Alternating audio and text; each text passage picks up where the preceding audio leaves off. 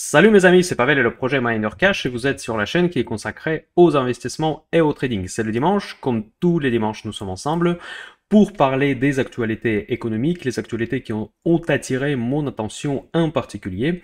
Et le sujet principal de cette vidéo, ça sera les banques. Vous m'avez demandé dans les commentaires pour la dernière vidéo. Je vous rappelle que les commentaires, je les lis, je les réponds. C'est mon engagement au Miner Cash. Donc n'oubliez pas, si vous avez des questions, je réponds à tout dans les commentaires.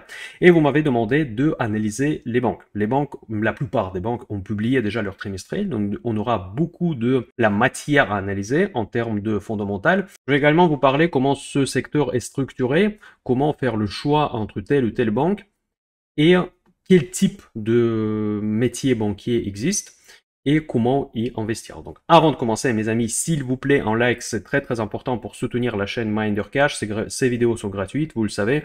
Pour moi, c'est du travail, ça me prend beaucoup de temps. Pour vous, c'est juste un clic. J'espère que ça ne coûte rien pour vous de mettre un like ou un dislike avec un petit commentaire pour que je sache qu'est-ce qu'il y a à améliorer. Avant de commencer de parler des banques, je vais vous rappeler mes dernières publications que j'ai fait. Hier, j'ai publié une vidéo qui est un extract d'une vidéo du club Miner Cash Patrimoine. Comme ça, vous allez déjà avoir une idée à quoi ça ressemble. Où je parle d'un sujet que j'ai trouvé intéressant pour le grand public, si je me permets. En tout cas, cette information, je trouvais intéressante à vous présenter sur la chaîne principale Miner Cash, où je parle de la retraite de statut PER. C'est pas Price Earning Ratio, c'est plan d'épargne retraite. Je trouve qu'on n'en parle pas assez dans les médias. C'est un truc qui est assez intéressant. C'est quelque chose que moi j'ouvre pour moi-même. Je vais vous expliquer qu'est-ce que moi j'ouvre exactement et comment je vais y investir. Donc, n'oubliez pas qu'il y a eu une vidéo extra le samedi matin, donc hier. Hier, dans le Club Patrimoine, j'ai présenté le secteur des traders de commodities. Quels sont les acteurs majeurs dans ce secteur qui est très particulier, qu'on n'en parle pas souvent. J'ai expliqué en gros le fonctionnement de ce secteur. Quels sont les atouts, quels sont les risques, et on a parlé de mon dernier investissement au sein de portefeuille que je présente à mes abonnés. Donc nous commençons cette vidéo par l'image globale. Je ne vais pas m'arrêter longtemps parce que le sujet principal c'est les banques. La semaine prochaine, si vous me confirmez dans les commentaires que ça vous intéresse, on va faire l'analyse technique des indices parce que les indices, comme vous pouvez voir, sont au plus haut. Et aux États-Unis, et en France, et en Europe en général, tout est au plus haut. Forcément, les questions légitimes à se poser, est-ce que les arbres poussent jusqu'au ciel ou est-ce qu'on va s'arrêter? Quand est-ce qu'il y aura cette fameuse récession? Je vous rappelle très rapidement que mes prévisions 2024, c'était que la récession devrait avoir au mois de mars. Je disais à peu près février-mars parce que c'est difficile évidemment de deviner le timing, mais en tout cas, pour l'instant, ça va selon le scénario que je me suis fixé à la fin de l'année 2023. Les événements importants de cette semaine, c'est 2 publications. Mes amis, ça, c'est vraiment quelque chose que nous sommes obligés de parler. Je sais que les banques, les réponses à des questions concrètes, ça intéresse tout le monde, mais n'oubliez pas qu'il y a quand même la macro que nous sommes obligés de suivre. Donc, le calendrier économique, il était chargé cette semaine. Et les publications principales, c'était les CPI le mardi. C'est l'indicateur principal pour les réserves fédérales quand elle détermine sa politique monétaire. C'est ressorti bien plus important que ça a été prévu par les analystes. C'était une très mauvaise nouvelle. Ça veut dire que la Fed n'allait pas baisser les taux. La séance de mardi, peut-être on en discutera plus en détail la semaine prochaine, elle était assez particulière parce que c'est la première fois depuis de nombreux mois que nous avons vu un espèce d'une petite panique. Vers la fin de la séance, on a vu -2 et quelques sur les indices. Après, ça s'est repris. Et par contre, la publication qui a été publiée le jeudi, c'était les ventes au détail, Core Retail Sales aux États-Unis également. C'est les États-Unis qui nous dirigent en quelque sorte, en tout cas dans le monde économique. Eh bien, ça a donné une très bonne nouvelle qui a presque annulé la mauvaise surprise sur le CPI. Donc nous restons plus ou moins dans le même paradigme. Je pense que la Fed elle-même ne sait pas trop quelle politique elle va adopter en 2024. Les investisseurs, les traders, ils essayent de deviner est-ce qu'il y aura des baisses des taux, est-ce qu'il n'y aura pas de baisse des taux. Mais tout cela, ce sont des questions, des discussions rhétoriques et philosophiques parce qu'aujourd'hui, le focus principal, il est porté sur les trimestriels. Et les trimestriels ressortent vraiment très bons.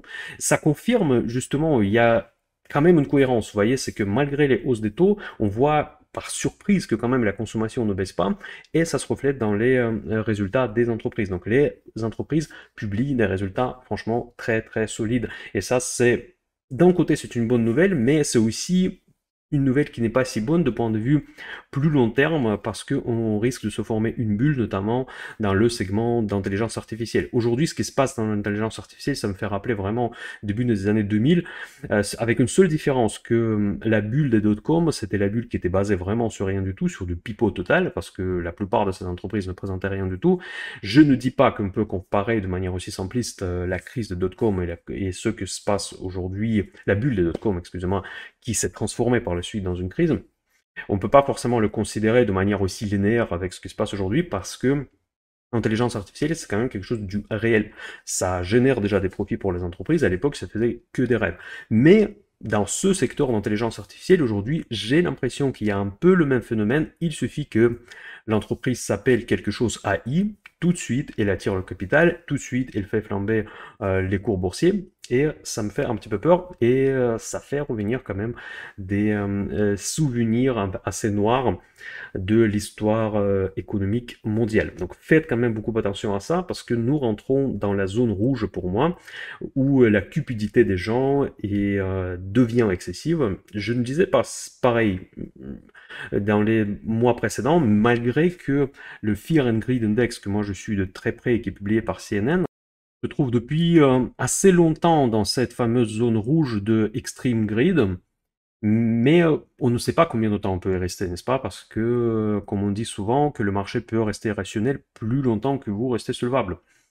Est-ce qu'on est dans cette situation-là? Je ne peux pas non plus dire que les marchés sont trop chers, c'est une paradoxe, malgré les niveaux que nous voyons aujourd'hui, parce que le PER de S&P 500 actuel, il est à peine à 20. Donc, quand on parle de PER à 20, on peut constater que ce n'est pas bon marché, bon, je pense que personne n'en doute, mais on ne peut pas non plus constater qu'il y a une bulle.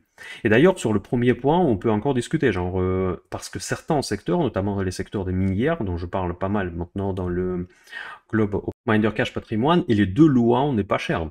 Donc on peut trouver le segment value. Il y a une semaine, je fais une vidéo sur les valeurs value. Vous allez voir, si vous avez vu cette vidéo, j'espère que c'est le cas. Si ce n'est pas le cas, revenez au café de dimanche de la semaine dernière. Vous allez voir qu'il y a beaucoup d'entreprises quand même qui sont sous-valorisées malgré les niveaux des indices. Parce que nous vivons dans le monde où les indices sont très déséquilibrés par les valeurs de la tech qui pèsent énormément. Aussi, il y a une information que j'ai publiée sur Telegram à mes amis. Le plus important, j'ai oublié de vous dire que Telegram, c'est le must si vous voulez suivre Minder Cash. C'est là où je publie le plus d'informations. Il y a des posts journaliers et le vendredi, j'ai fait un post sur Apple. Je dis souvent que Apple il est un peu difficile à investir parce que on ne sait jamais trop qu'est-ce qu'ils nous préparent. Ils ont une politique commerciale assez fermée. Donc une fois qu'ils publient un nouveau produit, quand ils délivrent un nouveau produit, un nouveau gadget, c'est là où on découvre vraiment les détails des fonctionnalités. Il y a une actualité qui a attiré mon attention que apparemment Apple il est sur le point d'achever un outil d'intelligence artificielle pour les développeurs qui rivalisera avec le GitHub Copilot de Microsoft. GitHub, pour ceux qui ne sont pas geeks, moi je suis. C'est en fait en gros source contrôle en fait si vous voulez partager entre les différentes équipes de développeurs open source ainsi que pas forcément open source. Et en gros, c'est un outil qui a vraiment de gros poids dans la communauté des développeurs, des informaticiens. Et apparemment, Microsoft, il veut rentrer sur ce marché. D'ailleurs, moi, j'étais assez surpris parce que je ne les voyais pas du tout là. L'outil permet de créer du code plus rapidement et sera mis à la disposition de tiers dès cette année déjà. On a indiqué des sources proches. Donc ça, je cite ce que j'ai écrit, une information publié par Bloomberg que j'ai publié également sur mon Telegram. Et par ailleurs, Google a annoncé également des efforts pour fournir des outils d'intelligence artificielle et d'investissement pour renforcer la sécurité en ligne.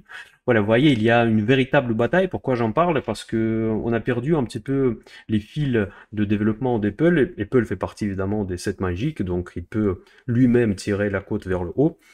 Et on savait pas trop ce que Apple est en train de faire. Ils se sont sortis un nouveau produit qui est super cher. C'était plus ou moins un échec, surtout vu le prix. Mais ça, encore une fois, chez Apple, il faut toujours voir sur la durée.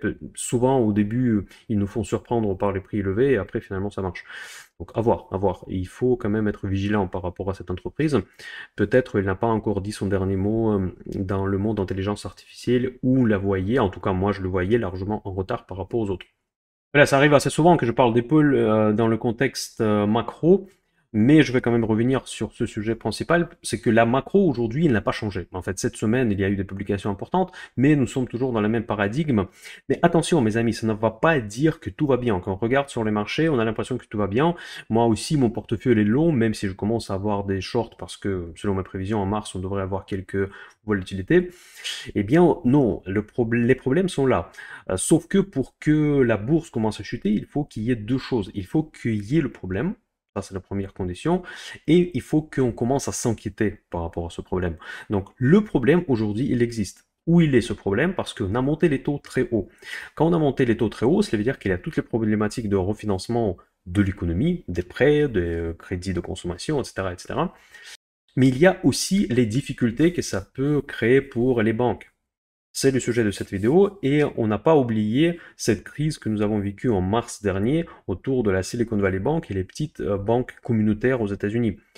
Je trouve que cette crise qui a été encore une fois administrée par les réserves fédérales a fait beaucoup de bruit, mais on a trop vite oublié. Parce que le problème, quand même, il était présent. Ça veut dire que potentiellement, dans le monde bancaire, dans le système bancaire, la hausse aussi rapide des taux, et surtout à des niveaux tellement importants, peut créer des problèmes auxquels on ne pense même pas sur le problème de refinancement, sur le marché monétaire, comme ça crée des problèmes sur la gestion de la liquidité tout simplement pour ces banques communautaires aux États-Unis. Donc ça peut arriver spontanément. Du jour au lendemain, on peut découvrir qu'il y a un énorme trou financier dans une des banques majeures. Et dans ce cas-là, ça peut commencer à créer une boule de neige et enrouler dans cette boule de neige toute l'économie mondiale. Donc faites quand même beaucoup attention parce que nous avons complètement changé de contexte, de passer des taux zéro pendant une décennie en contexte des taux élevés, et par contre la mentalité est restée la même, et surtout les positions de beaucoup de banques, beaucoup de sociétés d'investissement a resté la même.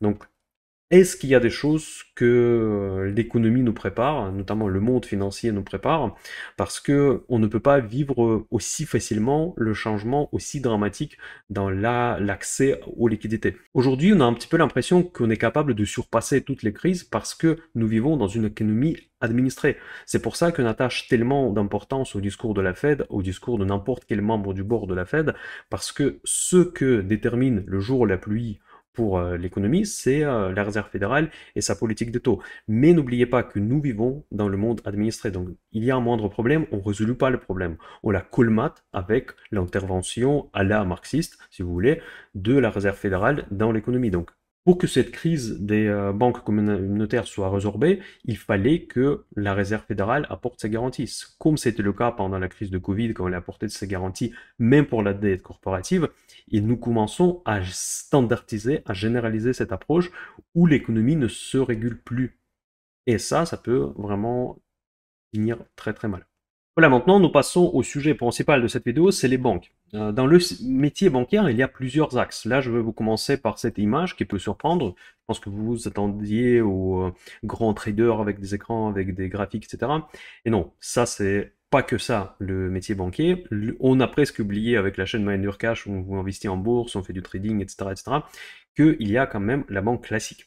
Donc la première et principale rôle des banques dans l'économie, c'est de financer les particuliers et financer les entreprises. Ce qu'on appelle la banque de détail. On connaît tous, on est tous clients, je pense que presque sans exception. J'ai du mal à imaginer aujourd'hui quelqu'un qui n'a pas son compte bancaire. Donc ça, c'est les comptes que nous avons, compte à vue, Crédit Agricole, Société Générale, BNP Paribas, je sais pas, Crédit Lyonnais, n'importe quelle banque où vous avez votre compte, votre conseiller banquier, là où vous avez les différents placements et où là où vous recevez votre salaire, la banque qui vous émet tout un tas de moyens de paiement, les cartes bleues, etc., etc. Donc là, je ne veux pas m'arrêter longtemps parce que je pense que tout le monde comprend ce que c'est exactement, tout le monde comprend le rôle de ces banques. Eh bien, les banques qui sont cotées, notamment, il y a certaines banques qui ne sont pas cotées, elles ont un axe dominant dans leurs activités. Donc il y a certaines banques qui ont un axe dominant, c'est la banque de détail, et d'autres banques qui ont un axe dominant, la banque d'investissement. Comprendre la différence entre les deux, c'est vraiment très facile parce que c'est tout simplement rien en voie. C'est aussi simple la réponse. Eh bien, pourquoi? Pourquoi ça n'a rien à voir? Et parce que la banque de financement d'investissement, elle a son rôle, c'est d'accompagner les entreprises lors des fusions-acquisitions, lors d'introduction en bourse, les financements des gros projets. En fait, il travaille pour les autres entreprises. En fait, la banque de financement d'investissement, elle est structurée de manière assez complexe. Dans les grosses banques, c'est une véritable usine à gaz. J'ai travaillé beaucoup d'années dans les banques d'investissement, donc là je sais exactement comment elles sont organisées. Souvent, au sein de cette banque d'investissement, il y a d'autres axes qui font parfois l'objet d'une autre activité à part, notamment par exemple le brokerage. Typiquement, moi, il y a beaucoup d'années, je travaillais à la Société Générale, chez le broker de Société Générale, où on faisait des demandes de trading pour gérer les gros ordres automatiquement. Eh bien, faisait partie également de la banque de financement d'investissement. Pourtant, ce n'est pas le métier classique de banque de financement d'investissement. Donc, vous voyez, c'est pas toujours très cohérent. Ensuite, il y a effectivement tout ce qui est introduction en bourse, il y a le financement des gros projets des entreprises et la gestion des fusions-acquisitions. Souvent, les banques d'investissement représentent les market makers sur les marchés, par exemple quand une grosse société fait son introduction en bourse. Par exemple, les premiers jours de cotation dans les contrats entre la banque d'investissement qui gère l'IPO, par exemple de Meta ou de, je sais pas, des grosses entreprises qui ont été introduites en bourse, ils assurent une certaine liquidité le premier jour de cotation, et pas que liquidité. Donc après, souvent, c'est assez obscur leur contrat entre ces banques, mais en tout cas, il faut bien comprendre que, vous voyez, cette activité, il n'a vraiment rien à voir par rapport à l'épargne, par rapport à donner des prêts pour acheter une maison, pour acheter une voiture, etc. etc. Donc c'est vraiment le investment banking pour accompagner les entreprises. Là, je vous donne juste quelques exemples, mais en réalité, les activités sont encore plus diverses. Par contre, il y en a une activité qui est à part entière, qui vraiment occupe sa place très particulière et très obscure, dont on entend parler très souvent dans les médias, et là sur le coup peut-être trop souvent dans les médias, et qui nous donne une fausse impression sur le banque de financement d'investissement. Ça s'appelle l'activité de prop trading. La banque, elle prend l'argent, c'est ses fonds propres, qui est souvent aussi l'argent de sa branche de banque de détail. Par exemple, quand vous déposez l'argent à la banque, je pense que la plupart d'entre vous savent que vous ne possédez pas cet argent, vous possédez une obligation de la banque à qui vous avez donné votre argent de vous rembourser, mais la banque, elle appartient à l'argent appartient à cette banque, il n'appartient plus à vous. Ça devient le passif de cette banque, grosso modo la dette envers vous en tant que personne physique ou en tant que personne morale si vous êtes une entreprise. Eh bien, l'activité de prop trading qui appartient à une autre branche de financement d'investissement peut prendre cet argent qui est à vous et commencer à trader. Et trader et faire tout ce qu'ils veulent en fait. Faire achat du bitcoin, je sais pas, des futurs sur le pétrole, des arbitrages, tout un tas d'activités. Grosso modo, c'est un hedge fund qui a l'accès à un énorme fonds au sein des fonds propres de la banque. C'est vrai que cette activité fait l'objet de nombreuses discussions, notamment après la crise des subprimes, parce qu'elle est capable, en cas d'erreur de trading, de faire couler une banque qui prospérait auparavant et qui peut remettre en danger les épargnants qui sont clients de cette même banque. Voilà, donc tout ça, c'est important à comprendre qu'il y a ces deux activités. On va s'arrêter que là-dessus. Je vais vous citer rapidement d'autres activités bancaires qui existent également au sein de ce secteur. Mais principalement, nous allons avoir le focus sur ces deux-là quand nous allons parler des banques concrètes. Donc, en analysant chacune des banques, nous allons tenir compte de l'activité banque de détail et de l'activité banque de financement et d'investissement. Sachant que la banque de détail, évidemment, ça génère moins de profits, donc on attend une moindre rentabilité. Par contre, ça offre une visibilité de très long terme et une certaine sécurité, parce que de toute manière, nous allons avoir besoin toujours des banques. Quelque part, c'est un système sanguin de l'économie. Eh bien, nous allons tous avoir besoin de nos comptes. Mais par contre, évidemment, les banques de détail elles sont de moins en moins rentables parce qu'ils essaient de piocher un peu les frais sur tout, sur les cartes bleues, sur une transaction à l'étranger. C'est pour cette raison-là que les banques de détail, ils ont du mal à générer de la rentabilité. Contrairement aux banques d'investissement. Parce que banques d'investissement, évidemment, ils ont toutes les marges, ils peuvent proposer des tarifs exorbitants à des sociétés qui font l'introduction en bourse. Souvent, c'est des sociétés qui ont beaucoup d'argent. Les traders peuvent faire de l'argent dans l'activité de prop trading, etc., etc. Les autres activités bancaires que nous n'allons pas toucher aujourd'hui, c'est asset management, la gestion d'actifs, c'est complètement à part et ce sont des profils des entreprises complètement différentes. Et aussi, il y a private equity et tout un tas d'autres activités. Et souvent, on voit aussi l'activité de l'assurance comme une activité quasi bancaire parce que le secteur d'assurance, on ne le voit pas forcément directement, mais si on plonge un tout petit peu dedans, vous allez vite vous apercevoir que c'est très lié au marché obligataire. Et qui parle de marché obligataire, qui parle des dépôts, donc les taux, les banques, et ça rejoint plus ou moins la même philosophie. Eh bien voilà, maintenant nous allons passer au sujet concret. Nous allons voir les banques qui ont publié récemment et je vais commencer par une des banques que moi d'ailleurs je souhaite d'acheter. Je n'ai pas encore fait, ça fait un moment que je veux l'acheter. C'est le Crédit Agricole. Donc là, je pense que c'est la plus grosse banque française avec une énorme part banque de détail. Ça, il faut vraiment préciser, je veux préciser tout au long de notre conversation aujourd'hui, c'est quelle est la répartition de telle ou telle banque par rapport à son activité. Donc, est-ce que c'est la banque de détail qui domine ou bien c'est l'activité banque de financement et d'investissement? Et nous allons voir quelques banques qui sont pures financement, investissement, par exemple Goldman Sachs, que vous connaissez sans doute. Je vais commencer à regarder Crédit Agricole directement sur Investing. D'ailleurs, je ne sais pas si vous avez remarqué, j'ai pris l'abonnement Investing Pro qui va me remplacer Guru Focus, que moi je considère un peu trop cher pour ce que c'est, parce qu'en fait le problème c'est qu'ils ont une politique de plan tarifaire qui est séparé par les régions, et donc vu que j'ai besoin de plusieurs régions, je suis obligé de payer très très cher.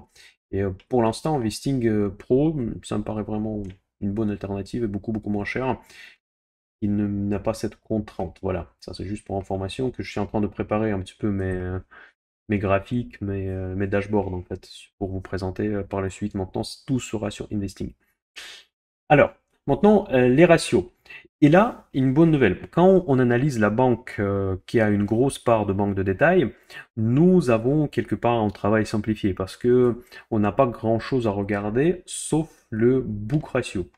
Book ratio, en fait, c'est le rapport entre les fonds, la valeur comptable de la banque, de n'importe quelle entreprise en réalité, mais vu qu'on parle des banques aujourd'hui, donc ça serait la banque, et la valeur boursière. Donc évidemment, c'est comme toujours, il y a les actifs qui sont valorisés par le comptable dans leur bilan, et aussi le prix que donne le marché à ces actifs et le potentiel d'une telle ou telle activité. Donc pour les banques, et notamment les banques de détail, il est très important de noter que les actifs et les passifs sont très lisibles. Ils sont très faciles à valoriser parce que généralement ce sont les dépôts, ce sont des prêts et ce sont des activités qui sont très faciles à tracer. Et il y a, si vous voulez, une commission de Bâle qui émet des certaines normes de respect de capitaux propres, etc. Ils peuvent avoir le contrôle sur ce que banque possède sur ses comptes, sur ses bilans. Voilà, donc c'est une lisibilité quand même et transparence assez élevée. Vous savez, c'est un paradoxe parce que généralement nous avons une impression inverse par rapport aux banques, on pense que c'est un truc super complexe et on comprend rien, vraiment rien ce qu'ils ont sur les balances. C'est vrai pour les banques d'investissement. Vous voyez? Et donc le mix des deux, ça nous fait un petit cocktail du noir et blanc en fait, et des choses qui sont souvent très très opposées presque. Eh bien, pour Crédit Agricole, l'analyse elle est très simple. En fait, là, quand on regarde price to book, on voit que 0,52, cela veut dire quoi? Cela veut dire que ce 0,52, que le marché valorise les actifs de Crédit Agricole seulement à la moitié de sa valeur comptable. Donc voilà, comme ça, on peut constater que nous avons une excellente décote que marché aujourd'hui nous offre sur les balances de Crédit Agricole. Pourquoi elle l'offre, je n'en sais rien. Franchement, c'est difficile à dire parce que dans certaines banques, c'est plus ou moins évident. Mais pour Crédit Agricole, sachant que ce sont quand même des comptes clients, des clients qui sont là peut-être depuis plusieurs générations, moi je trouve que c'est un petit peu quand même exagéré d'avoir cette décote aussi importante. Donc après les marges, c'est très difficile de lire le bilan bancaire parce que c'est pas le même profil d'entreprise et du coup certains ratios n'ont pas beaucoup d'importance. Eh bien, un autre ratio que moi je regarde pour évaluer la rentabilité d'une banque, c'est return on equity. 7% return on equity, ça c'est un chiffre très bon. En tout cas, vous voyez que par rapport à la moyenne de secteur, c'est supérieur à la moyenne de secteur. Par contre, faites attention que le ratio que j'utilise très souvent pour les autres types d'entreprises, Return on Investment, qui tient compte de la dette, on ne peut pas exploiter pour les banques, parce que la dette, c'est quoi? C'est la dette par rapport aux autres banques sur le marché interbancaire, par rapport à la banque centrale, là où tout ce qu'ils ont emprunté, pour redonner les crédits, en fait. Comment fonctionne la banque? Elle emprunte à taux inférieur pour ensuite prêter à un taux supérieur. Donc ça, c'est un métier très classique de la banque. Et donc, on ne peut pas considérer la dette de la banque comme une véritable dette, quoi. C'est pas la même nature de la dette. Regardez, dette to equity, chez la banque, chez Crédit Agricole, c'est 700%, mais ça, c'est vraiment, ça n'a aucun sens. Les dividendes.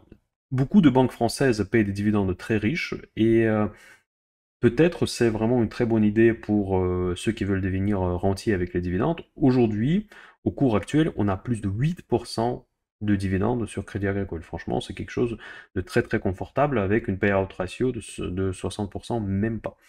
Voilà, maintenant, si je regarde Crédit Agricole au niveau de l'analyse technique, nous sommes sur la ligne de trend. C'est une banque qui est très adaptée pour les traders. Vous pouvez voir que la ligne de trend, elle dure, même on peut la rallonger, même octobre 2022. Moi, finalement, c'est pas si long que ça. Mais en tout cas, depuis que je la suis, elle était toujours dans le range entre, je dirais, 11 et 14. Donc c'est vraiment peut-être 10 parfois quand il y a des grosses crises. Aujourd'hui, nous sommes sur le point où vraiment on peut estimer que ça mérite de l'achat. Aujourd'hui, nous sommes sur la ligne de trend où il y a un fort potentiel de rebond. Nous pouvons également constater les RSI qui sont très bas, très proches de la zone de survente. Après la publication des résultats, il y a eu une baisse. Et c'était pas une publication non plus catastrophique, pareil comme pour BNP, comme on va voir tout de suite après. Eh bien, pour moi, c'est vraiment une banque. Pourquoi elle m'intéresse actuellement? Ça, je vais en parler bientôt dans le club patrimoine. On va l'analyser un petit peu plus en détail. Et cette banque, elle est dans le top de ma liste pour commencer une exposition sur le secteur bancaire. Voilà, maintenant, je viens de vous parler de la BNP. On va tout de suite la comparer parce qu'on va rester sur le même pays, plus ou moins sur le même risque, on va dire, de défaut, des prêts, etc. Donc, ce sont des banques comparables, oui et non. Donc, la BNP, pourquoi c'est oui et non? Parce que cette action, elle a chuté également après les publications de résultats, mais pour une raison qui colle vraiment à ce que je viens de vous expliquer. Eh bien, que la banque de détail, elle, elle est à la traîne, donc elle performe mal. Par contre, la BNP, elle s'est rattrapée largement par la banque de financement d'investissement. Et vous allez voir que les chiffres ne sont pas les mêmes. Par exemple, si moi j'étais un investisseur dans la BNP, je m'attendrais que la rentabilité devrait être plus importante parce que je prends plus de risques. Vu que la partie banque de financement d'investissement elle est bien plus présente à la BNP, donc je m'attends que ce ne soit pas 7 ou 8, mais ça sera dans les 10 de rentabilité. Je parle de ROI, Return on Equity, qu'on vient de voir, qu'on a vu était autour de 8 pour Crédit Agricole. Donc là, nous allons commencer à regarder les mêmes ratios. Donc, price to book, ici on a 0,5, c'est plus ou moins pareil comme Crédit Agricole, vous voyez que le marché, il est rationné, il est efficient, donc il price plus ou moins au même dénominateur toutes les banques françaises. Par contre, cette banque, encore une fois, on va voir, je fais exprès de ne pas regarder en avance, que cette banque devrait normalement être plus rentable parce qu'elle a un profil légèrement plus risqué. Donc ensuite, on descend pour voir la rentabilité en equity et on voit que cette banque, elle est moins rentable que Crédit Agricole. Donc, de point de vue fondamental, je préfère Crédit Agricole à la BNP. Parce que si vous investissez dans la BNP, dans ce cas-là, vous prenez le risque de la banque de financement d'investissement. On peut se dire que ce risque est un avantage, c'est sûr. Mais c'est sûr que dans la banque de financement d'investissement, nous avons beaucoup moins de transparence et du contrôle de ce qu'ils font. Par exemple, moi, j'ai travaillé il y a très longtemps pour une des banques belges et on faisait justement les systèmes pour la commission BAL, pour analyser le bilan et décider combien cette banque elle est obligée de mettre de côté au niveau de son capital. Par exemple, tout ce qui concerne les dépôts, c'est très clair. Mais tout ce qui concerne l'activité de trading, c'est pas très clair du tout. Ils utilisent des différents modèles. Il y a des contrôleurs de balles qui sont envoyés dans les banques pour vérifier leurs modèles, est-ce qu'ils sont vraiment pertinentes. Parce que souvent, par exemple avec des options, etc., ou des stratégies super complexes, il faut qu'il y ait un modèle générique qui permettrait de dire que est-ce que cette banque elle est à risque ou cette banque n'est pas à risque. D'ailleurs, ce modèle s'appelle la VAR. D'ailleurs, ça, c'est vraiment une de mes expertises principales. C'est value at risk. Par exemple, c'est quoi la VAR? La VAR, ça permet de dire combien la banque peut perdre dans une certaine probabilité. Par exemple, les deux chiffres de VAR les plus connus, c'est VAR 95% et 99%. Si par exemple, vous voyez que la VAR d'une banque BNP Paribas la VAR de 95% de BNP Paribas s'élève à 10 millions, ça veut dire que avec la probabilité de 95%, il ne va pas perdre plus de 10 millions demain. Donc je vais peut-être me répéter.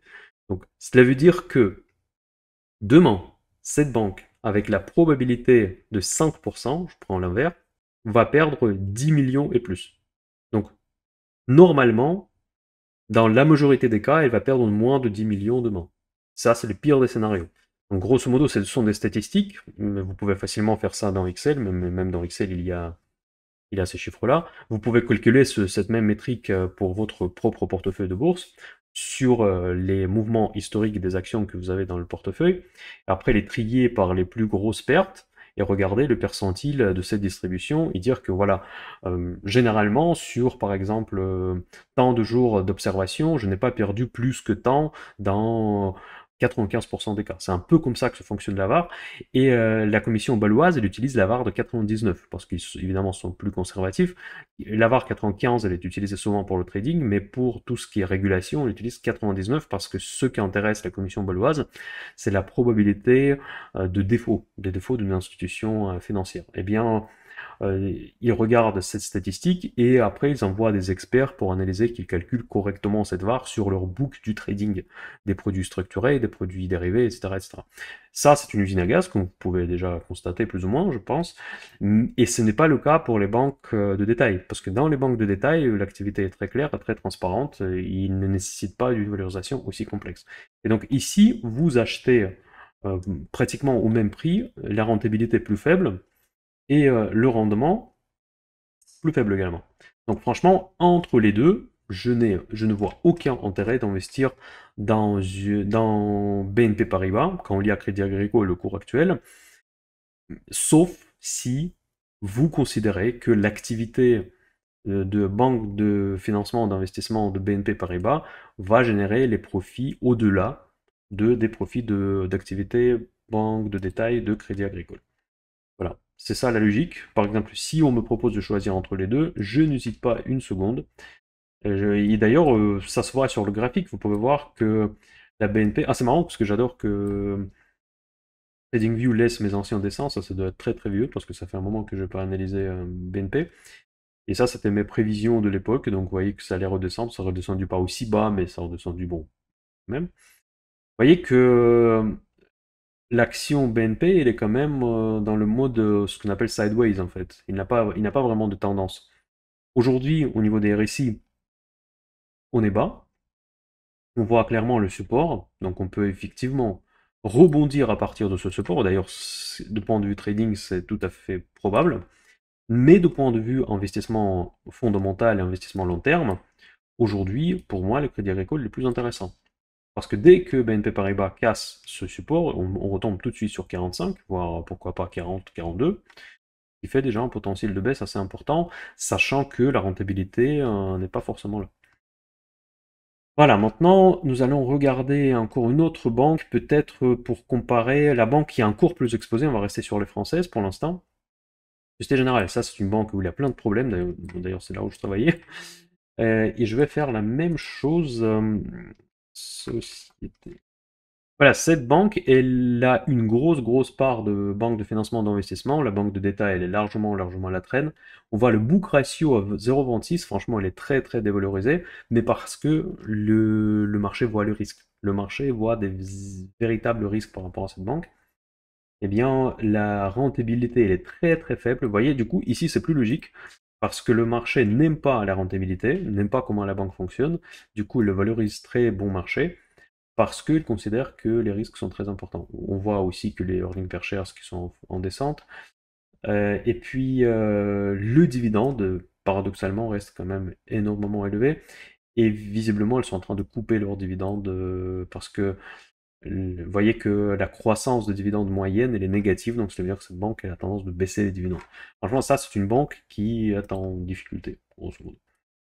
Et là, c'est ce que nous voyons sur les graphiques. Donc là, ça fait des années et des années, il n'arrive pas à sortir de ces canaux. Donc depuis 2020, même peut-être avant, il était, il était très bas. Et nous restons toujours dans ce canal autour de 20. On dépasse jamais 30 en fait. Franchement, c'est le canal très étroit. Et je pense que c'est surtout sa valorisation qui aide à cette banque de rebondir. Moi, j'ai jamais été investisseur dans la Société Générale. Et je ne pense pas que je vais en devenir bientôt. Moins que la société change un peu du profil. Je cherche un peu de la sécurité en ce moment, plutôt que cet espoir des gains court terme. Voilà, donc là, il peut facilement descendre avant euro, mais là, on va arriver à un support assez puissant. Là-dessus, on pourra jouer en mode trading, mais pas en mode investissement. Pour moi, c'est vraiment une banque très très spéculative. Maintenant, je vais vous montrer pour comparer une banque pure, banque de financement d'investissement, c'est Goldman Sachs, il ne faut pas la présenter. Goldman Sachs, c'est quoi GS? Je crois que Investing, il n'utilise pas le même ticker. Ah si, pour les Américains, ils utilisent le même ticker. Maintenant, on va voir les ratios qui seront plus chers, sans doute, parce que c'est que la banque d'investissement, avec un gros moite, avec beaucoup de rumeurs, des légendes autour. Vous voyez, price to book n'est pas le même. Donc là, il n'est pas sous-évolué. Donc le marché la valorise plus cher que les actifs. Donc il donne une certaine marge de manœuvre pour Goldman Sachs. Donc c'est vraiment une banque où il n'y a pas de banque de détail du tout. Ensuite, les marges, bon, les marges, on voit qu'ils sont très élevées. Maintenant, le return on equity, ici on voit presque 13, 12,7, c'est vraiment beaucoup. C'est déjà une banque beaucoup plus rentable que ceux que nous avons vus tout à l'heure. Bon, on connaît tout ce qu'on connaît sur sur Goldman Sachs, ça ne surprend personne, j'imagine. Et donc, on n'est pas surpris de voir cette rentabilité très élevée pour Goldman Sachs. Et le dividende, il est beaucoup plus modeste, on n'est même pas à 3%, ce qui représente rien du tout par rapport au taux sans risque actuel. Donc Goldman Sachs, rien à voir le profit de la banque. Donc on voit qu'il y a eu une forte hausse récemment. C'était depuis novembre dernier, il a fait un saut de 32%, vous imaginez, donc ça c'est énorme. Et maintenant on reste dans ce canal, donc après ça compte tout, c'est une banque qui est chère, si vous voulez acheter une banque chère proche de ses plus hauts, pourquoi pas. Après les plus hauts historiques, honnêtement, il se trouvait même plus haut que ça, donc si je prends 10 ans, je sais pas si je peux montrer All. Voilà, ça c'est sur le weekly. Je crois qu'il était même, il est monté jusqu'à 420. D'ailleurs, on n'est pas si loin que ça, hein. On n'est pas si loin que ça en 2021. Voilà, donc c'est une banque d'investissement pure. JP Morgan, le profil très similaire au Goldman Sachs. Eh bien, c'est une banque que j'adore. Je pense que ça, c'est vraiment la banque, une des meilleures au monde. Et on voit que le trend depuis 2020, 2014, il était toujours très ascendant. Mais cette banque, elle est tout simplement sur ses plus hauts. Donc j'ai rien à dire. En fait, si vous voulez acheter une banque qui est au plus haut, peut-être on peut jouer l'arbitrage entre Goldman Sachs et JP Morgan. Goldman Sachs qui n'est pas encore à ses plus hauts historiques et JP Morgan, il y est déjà. Et là-dessus, peut-être on pourrait faire un trade assez sympathique, un trade d'arbitrage entre les deux. Donc du coup, acheter Goldman Sachs, vendre JP Morgan. C'est la qualité comparable. JPM Morgan, on va regarder les ratios. Ici, par exemple, j'imagine que les ratios devraient être très similaires pour Goldman Sachs. Eh bien, price to book, oh, elle est encore plus chère en 72, donc c'est plus cher que Goldman Sachs. Et bon, les marges, donc c'est difficile encore une fois, il faut les regarder un peu plus précisément. La rentabilité presque à 15 pour une banque, c'est gigantesque, vraiment gigantesque rentabilité. Et c'est un dividende qui est à 2,5%. Voilà, donc c'est de la qualité, c'est cher, c'est normal. C'est comme toujours. Quand on n'a pas beaucoup de risques, on est obligé de payer trop cher. Je vais parler rapidement de UBS. J'aime pas les banques suisses après toutes ces histoires de crédit suisse. C'est toujours peu transparent. J'ai un peu l'impression qu'ils payent un peu leur image à l'époque d'accepter tous les fonds de n'importe qui. Finalement, c'est plus trop le cas. Ils sont obligés d'ouvrir leur compte. Ils ont perdu quand même beaucoup de clients en fait en termes de... heureusement d'ailleurs qu'ils ont perdu les clients parce que souvent c'était des clients un peu bizarres. Et maintenant, ils cherchent un petit peu leur place au soleil, ils sont pas très compétitifs en termes de frais, ils sont chers, tout est adapté à ce secret bancaire. Franchement, les banques suisses, ça m'intéresse pas spécialement, sauf peut-être justement UBS, parce que c'est devenu une méga banque après le rachat de Crédit Suisse. On m'a demandé de regarder cette banque, mais franchement, déjà, les sociétés suisses aujourd'hui, c'est un peu compliqué, parce que si je l'achète en CHF, ça m'expose à un énorme risque de taux, le CHF étant très très cher actuellement. Donc on a un risque déjà moindre que sur le cours de change, on peut perdre pas mal. Et cette banque-là, je la considère pas spécialement bon marché, même s'il y a eu une petite chute. Je pense que les questions que j'ai reçues sur Telegram, elles étaient plus liées à cette chute qui était liée à l'actualité récente. Donc il y a eu enfin il y a un truc bizarre avec des procès juridiques. Quand j'entends ça, ça me donne aucune envie d'investir honnêtement. Je vais quand même regarder les fondamentaux. Donc, techniquement, cette banque, elle reste au plus haut. J'ai vraiment pas grand-chose à dire, en fait, parce que elle est trop chère. Et pourtant, c'est pas JP Morgan. C'est pas du tout même JP Morgan. C'est également une banque qui combine les deux. C'est le profil qui est plutôt proche à la BNP, où il y a la banque de détail, mais aussi à la banque de financement en investissement. Nous avons price to book pratiquement aucune décote, donc voilà, donc c'est presque pile poil ce que à la valeur comptable. Ensuite, nous avons la return on equity. Par contre, là, la rentabilité elle est énorme, hein. Par contre, là, peut-être j'étais un peu trop rapide dans mon analyse négative. Mais voilà, bon, franchement, moi, ça me dit rien. Vous savez, l'histoire de Crédit Suisse m'a beaucoup appris, hein. Franchement, si vous hésitez, regardez, parce que c'est souvent des banques qui ont des héritages un peu... Je veux pas donner la mauvaise publicité, mais chacun en décide pour lui-même. Je pense qu'il faudrait vraiment aller creuser dans la structure de cette banque, de ses priorités, quels sont ses clients, quel est vraiment le risque juridique, presque, en fait. Euh, Ensuite, bon, la dividende, elle est presque inexistante, 1,4, c'est rien, mais bon, après, ça c'est en Suisse également. Qu'est-ce que je peux dire par rapport à cette banque? Bon, la rentabilité, elle est vraiment top. Elle est vraiment très top. Si on regarde juste la rentabilité et le price to book, cette banque, elle n'est pas chère. Franchement, si vous regardez purement value, c'est intéressant. Mais techniquement, cette banque, elle est très haut. Et peut-être qu'elle va mettre en valeur, en quelque sorte, son moite après le rachat de Crédit Suisse. Voilà mes amis, j'espère que ça a été intéressant. Dites-moi dans les commentaires quelles sont les banques que vous intéressent, où vous voulez investir, et partagez cette vidéo avec vos amis qui s'intéressent à la bourse et à la finance. Je vous souhaite de passer un très bon dimanche. Bye bye.